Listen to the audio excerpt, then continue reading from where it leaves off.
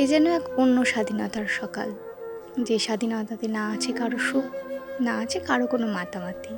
এ যেন এক অন্যরকম সকাল, যে সকালের আলোতে সবাই হয়তো আনন্দ প্রকাশ করলেও মনের মধ্যে একটা আক্ষেপ রয়েই গেছে। আমরা কেউই জানি না কালকের সকালটা কেমন হবে। এই ছোট ছোট ফুলের মতো মুখগুলো এখনো বোঝে না পৃথিবীর প্রত্যেকটা জায়গা কিন্তু তাদের জন্য নিরাপদ নয়। তাদের আগামী ভবিষ্যৎ আদৌ কতটা নিরাপদ তারা নিজেরাও জানে না। আমাদের আগামী কালটা কি সত্যিই নিরাপদ হবে? হাজার মানুষের গলাফাটা চিৎকার, হাজার হাজার মানুষের এত আর্তনাদ, কখনো কি আমরা নিরাপদ হব? কখনো কি আমরা নিরাপদ হব রাতের অন্ধকারে? এই লড়াই শুধু নারীর জন্য নারীর না, এই লড়াই হাজারো এক বাবার তার মেয়ের জন্য লড়াই করা। এই লড়াই তার দাদার বোনের নিরাপত্তার জন্য লড়াই করা। এই লড়াই এক স্বামীর তার স্ত্রীর জন্য লড়াই করা।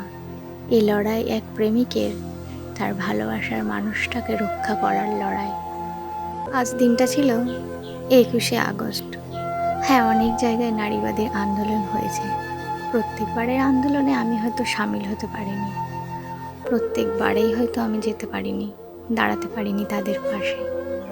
তবে এবারে আর নিজেকে আটকে রাখতে পারিনি, কারণ আজ যেটা অন্যের সাথে হয়েছে কাল সেটা আমার জন্য হওয়ার অপেক্ষায় ঘরে বসে হাত গুটিয়ে থাকার দরকার নেই। তাই নিজের জন্য নিজেই প্রতিবাদ করতে চলে গিয়েছি। জানি না এই আন্দোলনে আমরা কতটা সফল হব, জানি না এই আন্দোলনে আমাদের কতটা ন্যায় বিচার দেওয়া হবে। তবে আজ যেটা অন্যের সাথে হয়েছে কাল যেন তোমার আশেপাশে না হয়। উই ওয়েন্ট জাস্টিস বলে বিচার চেয়ে নিজের জন্য না আন্দোলন করে অন্যের জন্য আন্দোলন দাবি করাটা একজন সত্যিকারের মানুষের কর্তব্য। হ্যাঁ, আমাদের একটাই দাবি, আমরা যেন রাতের অন্ধকারে লাশ হয়ে না ফিরে আসি। আমাদের তো একটাই দাবি, আমাদের একটু বাঁচতে দাও।